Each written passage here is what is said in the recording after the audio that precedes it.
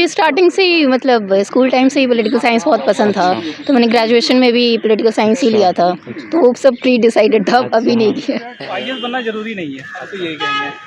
मतलब आप और भी फील्ड को ट्राई कर सकते हैं। प्री और मेंस और इंटरव्यू, तो you have to trust yourself and you have to work in the right direction. जैसे भी सेकंड पेपर में तो नैम पूछा गया, क्वाड पूछा गया, और मुझे भी ध्यान में नहीं आ रहा है, रशिया, इंडो रशिया पे था। और आज लास्ट पेपर है यूपीएससी मेंस का और ऑप्शनल का पेपर है। सेकंड पेपर ऑप्शनल का, फर्स्ट पेपर मॉर्निंग सेक्शन में हो गई है, सेकंड पेपर का भी एग्जाम जब समाप्त हुआ।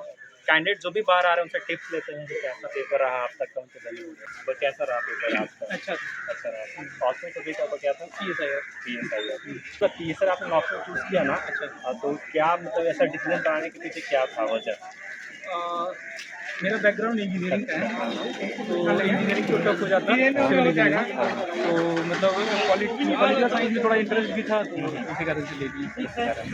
पेपर कैसा लगा आज का? पेपर आसान था कंपेयर टू पिछले साल, इस बार आसान था। बाकी जीएस पेपर के बारे में कुछ बताइए यार। जीएस पेपर भी आसान था और इस बार अच्छा गया। और फ्यूचर एस्पायरेंट के लिए ऑप्शन चूज़ करने के लिए क्या टिप्स होगा, और जीएस पेपर के लिए आप जिसमें क्या इंटरेस्ट है वो ऑप्शन चूज करें। और जीएस पेपर के लिए क्या टिप्स देंगे? जीएस के लिए वही है, कॉम्प्रिहेंसिव सिलेबस कवरिंग और आंसर राइटिंग इंटेंट। हाँ, कितना आंसर राइटिंग मतलब पर डे प्रैक्टिस में लाना चाहिए? एक बार पढ़ लेने के बाद प्रैक्टिस करना चाहिए आंसर राइटिंग का। लगभग कितने आंसर डेली करें तो daily depends on person to person. जो मतलब जिसका आंसर राइटिंग प्रैक्टिस सबसे मतलब हैबिचुअल होता है आंसर लिखने का, तो वो कम में भी काम हो जाएगा, लेकिन जो जिनको आदत नहीं है उनके लिए तो चाहिए। तो आपने कितने बार सही किए तरह से? ये मेरा तीसरा मेन था। आपके पास क्या स्ट्रैटेजी रही, क्या बैक टू बैक भी क्लियर कर रहे हैं? लीग में क्या है कि अब तो मतलब कुछ ज़्यादा ही डाइवर्स होते जा रहा है, तो मतलब तो सीसेट ही ज़्यादा चैलेंजिंग हो गया है, तो सीसेट को इग्नोर नहीं करें। और जीएस में तो फिर मतलब कॉमन सेंस बेस्ड क्वेश्चन ज़्यादा आता है, तो कॉमन सेंस का अप्लाई ज़्यादा होता है। फिर डेली फीडबैक, सिंपल फीडबैक को अपना एस्पायरेंट ओवरऑल आईएएस बनना ज़रूरी नहीं है, आप तो यही कहेंगे। मतलब आप और भी फील्ड को ट्राई कर सकते हैं। मतलब देश को अभी आईएएस से ज़्यादा मतलब एंटरप्रेन्योर की ज़रूरत है। अगर आप एक यूपीएससी का सफल अटेम्प्ट देना चाहते हैं, पीडब्ल्यू ओनली आईएएस लेकर आया है एक न्यू 3 ईयर प्रोग्राम यूपीएससी प्रारंभ 2026 फॉर कॉलेज स्टूडेंट, जिसमें आपकी प्रिपरेशन कॉलेज की पढ़ाई के साथ साथ होगी, जिसमें आपको सिर्फ यूपीएससी रेडी नहीं, साथ ही आपको इंडस्ट्री रेडी करेगी, बहुत सारे डिफरेंट स्किल सिखा के। पीडब्ल्यू ओनली आईएएस ऑफर कर रहा है फाउंडेशन बैच में प्रहार 2.0 बैच, संकल्प 2.0 बैच एंड टाइटन 4.0 बैच। प्रहार 2.0 बैच प्राइसिंग है 8,999 रुपए, संकल्प 2.0 बैच की प्राइसिंग है 10,999 रुपए और टाइटन 4.0 बैच की प्राइसिंग है 8,999 रुपए। प्रहार 2.0 बैच और संकल्प 2.0 बैच हिंदी और इंग्लिश दोनों मीडियम में होगा। टाइटन 4.0 बैच इंग्लिश मीडियम में होगा। ऑप्शनल बैच 8,999 रुपए में उपलब्ध है और कॉम्बो बैच जिसमें ऑप्शनल और फाउंडेशन दोनों की पढ़ाई कराई जाएगी, जिसमें प्रहार 2.0 प्लस ऑप्शनल है, संकल्प 2.0 प्लस ऑप्शनल है एंड टाइटन 4.0 प्लस ऑप्शनल। प्रहार 2.0 प्लस ऑप्शनल की प्राइसिंग है 15,999 रुपए, संकल्प 2.0 प्लस ऑप्शनल की प्राइसिंग है 17,999 रुपए और टाइटन 4.0 प्लस ऑप्शनल बैच की प्राइसिंग है 15,999 रुपए। इन सारे बैचेस में आपको डेली क्लासरूम होंगे, डीपीपी नोट्स मिलेंगे, डाउट सॉल्व किए जाएंगे और पर्सनल मेंटरशिप भी दी जाएगी, ताकि एस्पायरेंट कंप्लीट 360 प्रिपरेशन कर सके। इन सब बैच को अवेल कराने के डिस्क्रिप्शन में लिंक दिया है, सो वेट क्यों करना चाहिए, बैच को अवेल कराइए और अपने यूपीएससी जर्नी को एक स्टार्ट दीजिए। And don't forget to use my code PTN 5000 for extra discount off ₹500। का नाम? साक्षी सिंह। आपका कौन सा मेंस रहा ये? फर्स्ट मीन्स और आपका? रुचिका। और आपका कौन सा मेंस था? मेरा भी फर्स्ट मेंस था। कैसा रहा आपके लिए ऑप्शनल का पेपर आज? मेरे लिए तो अच्छा था कि मेरा बैकग्राउंड है PSIR और मेरा ऑप्शनल, तो मेरे कंफर्टेबल था, मुझे कोई दिक्कत नहीं। और आपने क्या चूज करा था ऑप्शनल? मेरा ऑप्शनल एंथ्रोपोलॉजी था, तो सिंस मेरा बैकग्राउंड नहीं है तो और बेसिक स्टडीज़ में मतलब बेसिक कॉन्सेप्ट्स कहीं पे लैक कर रहे थे थोड़ी जगह पे, तो थोड़ी सी मुश्किल हुई, बट ओवरऑल पेपर ठीक था। आपने PSIR ऑप्शन लिया है, तो व्हाट मेक्स यू डिसाइड कि PSIR ऑप्शन हम चूज करके मेंस में बैठते हैं?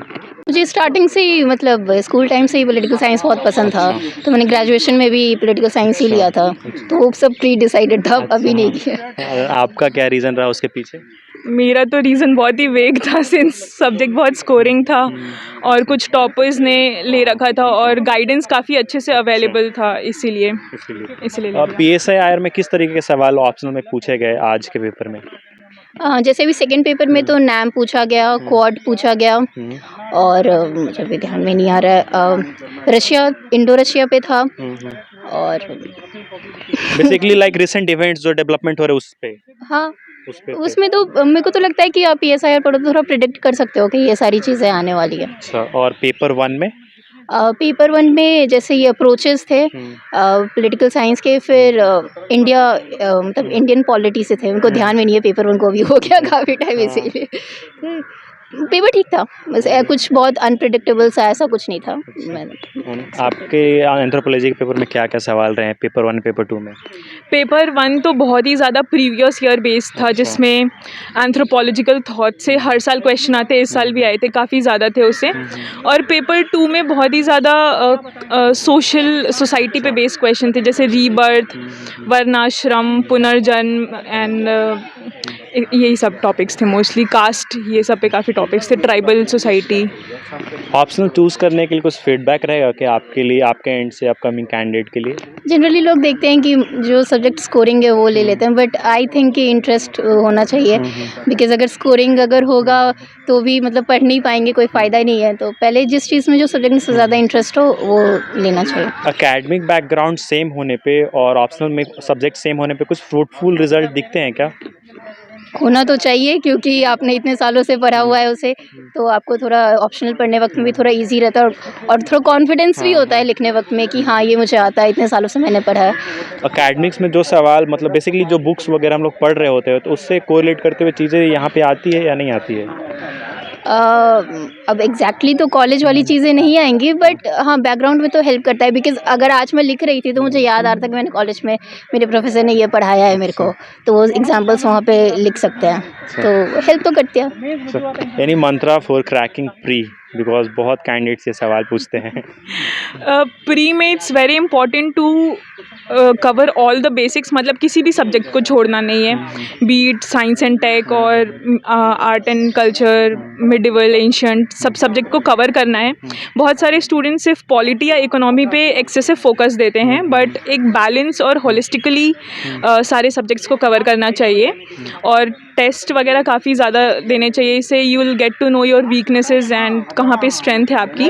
एंड एग्ज़ाम के टाइम में you have to trust your intuitions, आपको ये अपने ऊपर भरोसा होना चाहिए कि आपने काफ़ी कुछ पढ़ा है, तो जो सवाल आएगा मुश्किल वो सबके लिए मुश्किल है, जो आसान है वो सबके लिए आसान है, और जो लो हैंगिंग फ्रूट्स होते हैं, जो सबके लिए आसान सवाल होते हैं, वो बिल्कुल भी एकदम एक्यूरेसी के साथ करना चाहिए। कोई जैसे कि कितने आवर्स ऑफ स्टडी लगते होंगे कि मतलब यार इतना पढ़ेंगे तो एटलीस्ट प्री तक तो आ जाएंगे? नहीं, अब ऐसा तो नहीं है, सबका अपना अपना कैपेसिटी है। मुझे नींद बहुत आती है तो सो जो मतलब, लेकिन कुछ लोग जल्दी पढ़ लेते हैं, ज़्यादा लंबा रिटेन करते हो, मतलब और काम भी क्या है, पढ़ो खाओ पियो सो, मतलब एक होता ना कि इतना डिसिप्लिन तो करना पड़ेगा तभी यूपीएससी जैसा प्रोमिनेंट एग्जाम है। नहीं मतलब डिस्ट्रैक्ट मत हो कि और सारी एक्टिविटीज़ कर रहे हो तो फिर दिक्कत हो जाएगा, क्योंकि एक ही साथ बहुत सारा काम नहीं कर सकते। बट थोड़ा बहुत आवर्स तो डेली पढ़ना है, हाँ, daily। 1 घंटा ही पढ़ लो, कुछ हो रहा है घर में फंक्शन जो भी चीज़ है, लेकिन मतलब छोड़ो नहीं। टाइम कम ज़्यादा हो सकता है बट लेकिन रोज़ पढ़ो। जीएस पेपर आपके लिए कैसा रहा? जीएस पेपर तो सिंपल था, जीएस 2 या 3 काफ़ी ज़्यादा करंट अफेयर्स बेस्ड था, जीएस 1 भी अच्छा था, मतलब ओवरऑल मेरे को पेपर ठीक लगा। जी। ओवरऑल एक एस्पायरेंट्स के जो अपकमिंग एस्पायरेंट उनके लिए एक फीडबैक इन अ नटसेल? पढ़ाई करो और कुछ नहीं, मतलब आएगा इसी में से, और जो बाहर से आ रहा है वो आ ही रहा है, वो ऐसे ही लिख कर आओ पेपर, कोई दिक्कत नहीं है। बस ऐसे ही कुछ मतलब डरना वरना नहीं है, आराम से एकदम चिल जाके एग्ज़ाम देकर आओ, सारे पेपर सारे क्वेश्चन करके आओ, कोई टेंशन नहीं लेने का। आपके एंड से क्या रहेगा? ट्रस्ट योर सेल्फ, सबसे पहले तो ये भरोसा करो कि पेपर इज़ डूएबल। कोई एलियंस नहीं है जो कंप्लीट करते इवन प्री और मेंस और इंटरव्यू, तो you have to trust yourself and you have to work in the right direction. Thank you हमारे साथ इंटरेक्ट करने के लिए, ऑल द बेस्ट पेपर के लिए and just good luck for result. Thank you. So this was the update of the paper. Candidates ने बहुत ज़्यादा फीडबैक दिए, बहुत कुछ बताई भी, हाउ टू क्रैक प्री, और बहुत सारे वो थॉट प्रोसेस बताया जिन्होंने अब तक सीखा है। इस तरह के अपडेट्स के लिए हमारे साथ बन रहे देखते रहिए पटना लाइव। एंड आपको ये हमारा प्रयास अच्छा लगा तो हमारे चैनल को जरूर सब्सक्राइब करिए, आपका ही चैनल है।